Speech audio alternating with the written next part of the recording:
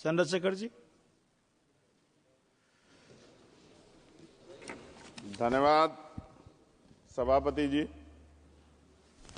राष्ट्रपति जी के अभिभाषण पे मुझे आपने मेरी बात रखने का मौका दिया। मैं जातिगत जनगणना से शुरुआत करूंगा, जिसकी देश को जरूरत है, क्योंकि जनगणना होगी तो आंकड़े आएंगे तो जो बजट दिया जा रहा है वो सही तरह से लोगों तक पहुंच पाएगा, उस बजट का लोगों को फायदा होगा। दूसरी बात, अयोध्या में 3 दिन तक पुलिस ने कार्रवाई नहीं की। इसका खामियाजा एक बेटी को अन्याय के रूप में उठाना पड़ा और मुख्यमंत्री जी यहां खड़े होकर राजनीतिक स्पीच में उस बेटी के अपमान का तमाशा बना रहे थे। ये बहुत दुखदाई है।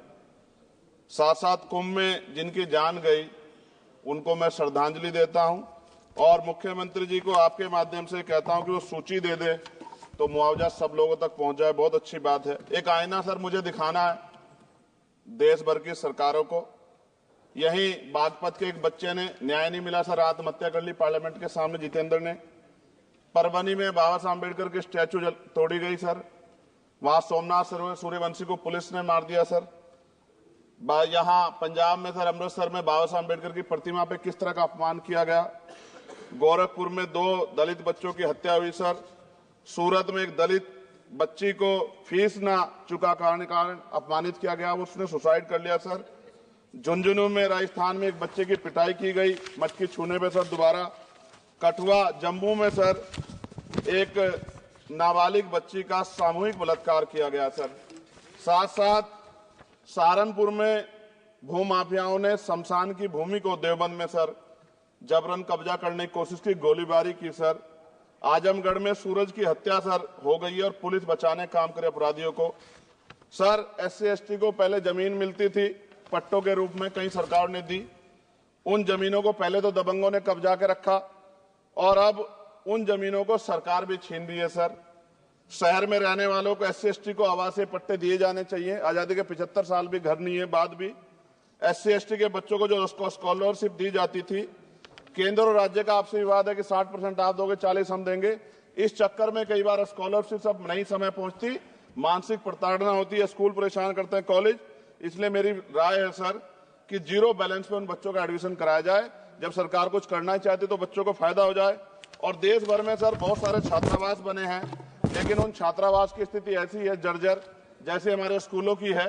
इन छात्रावास का जीर्णोद्धार करा जाए, उनकी रख रखाव का ख्याल रखा जाए, क्योंकि यहाँ देश का भविष्य तैयार हो रहा है। और ऐसी हालात सर स्कूलों की है, स्कूलों के हालात आप देश भर में, मैं उत्तर प्रदेश से आता हूँ, जाके देखोगे नगीना क्षेत्र में सर अगर स्कूल गिर जाएगा किस दिन बहुत बड़ा हादसा हो जाएगा, कोई पूछने वाला नहीं है सर।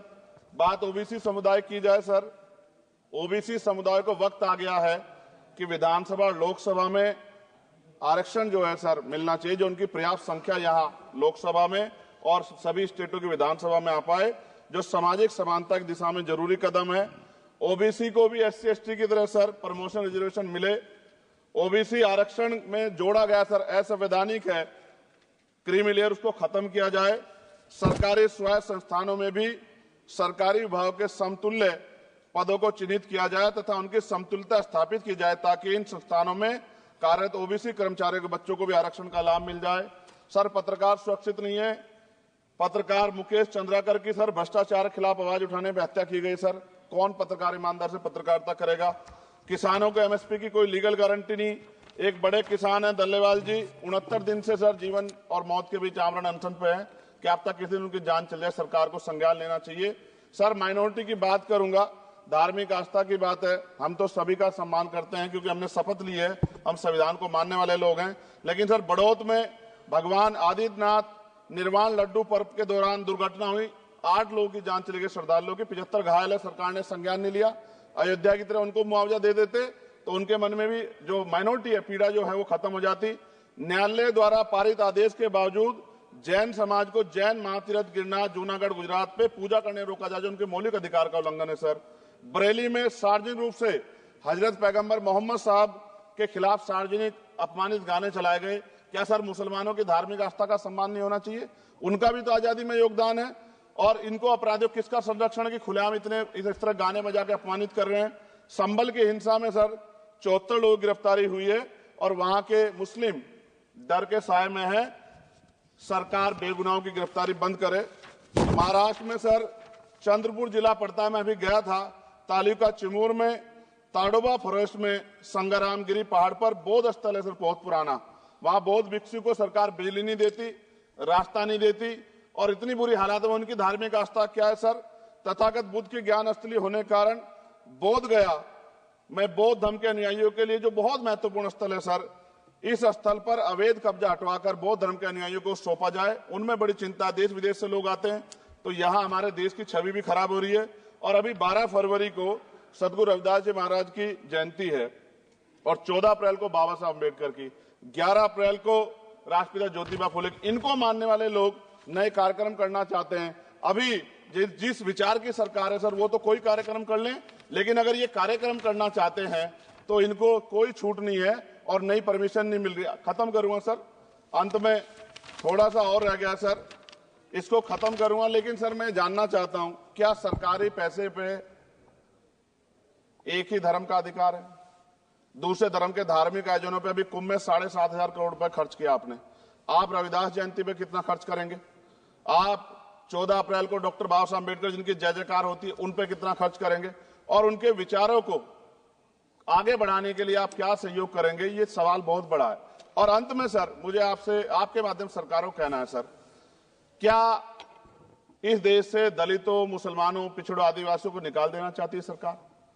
जिस तरह से उनके अधिकारों को, स्कॉलरशिप को, उनकी पढ़ाई को, हेल्थ सिस्टम में कोई पैसा नहीं खर्च हो रहा है, क्या उनको निकाल के इस देश को ऐसा देश बनाना चाहते हैं जहां कुछ ही धर्म के लोग रहेंगे? सर मैं ये कहना चाहता हूं, देश सबका है और अगर सरकार ये तय करके बैठेगी कि वो दलितों, मुसलमानों को, पिछड़ों को, आदिवासियों को निकाल देगी, तो सर ये संभव नहीं। इतनी बड़ी आबादी है, हम अम्बेडकरवादी लोग उनके पक्ष में खड़े हैं क्योंकि हमने शपथ ली है कि हम हर व्यक्ति का संरक्षण करेंगे। और मैं आपके माध्यम से सरकार को चेतावनी के तौर पर कहना चाहता हूं, सरकार अपनी इस आदत में सुधार करे, वरना इसके परिणाम सड़कों में बहुत भारी होंगे। अगर मुसलमानों को, दलितों को आप लोग निकालने के बारे में सोचोगे और उनकी धार्मिक आस्था का अपमान करोगे तो ये हम लोग किसी कीमत पे बर्दाश्त नहीं करेंगे। मैं आपका धन्यवाद करूंगा सर, लेकिन साथ साथ मैं ये भी कहूंगा सर, और सर खत्म कर रहा हूं सर, 10 सेकंड में खत्म कर रहा हूं सर, आप आदेश करेंगे तो खत्म कर दूंगा। खत्म कर दीजिए, एक सेंटेंस बोलिए। 10 सेकंड में खत्म कर दूं सर, एक सेंटेंस में 10 सेकंड ही आएगा, बोलिए। सर मैं बस ये कहना चाहता हूं कि सरकार सभी का ध्यान रखे और उनमें भी गरीबों का ज्यादा ध्यान रखे, क्योंकि सर अभी जेब कटाई हुई, 2800 रुपए का टिकट है सर इलाहाबाद का, 56,000 रुपए का था सर। मैंने मंत्री जी से कहा, तब जाके उन्होंने संज्ञान लिया, तब आधे रेट हुए। इसलिए कह रहा हूं, धर्म के नाम पे धंधा और लूट नहीं होनी चाहिए सर, इसकी जिम्मेदारी सरकार की। धन्यवाद सर।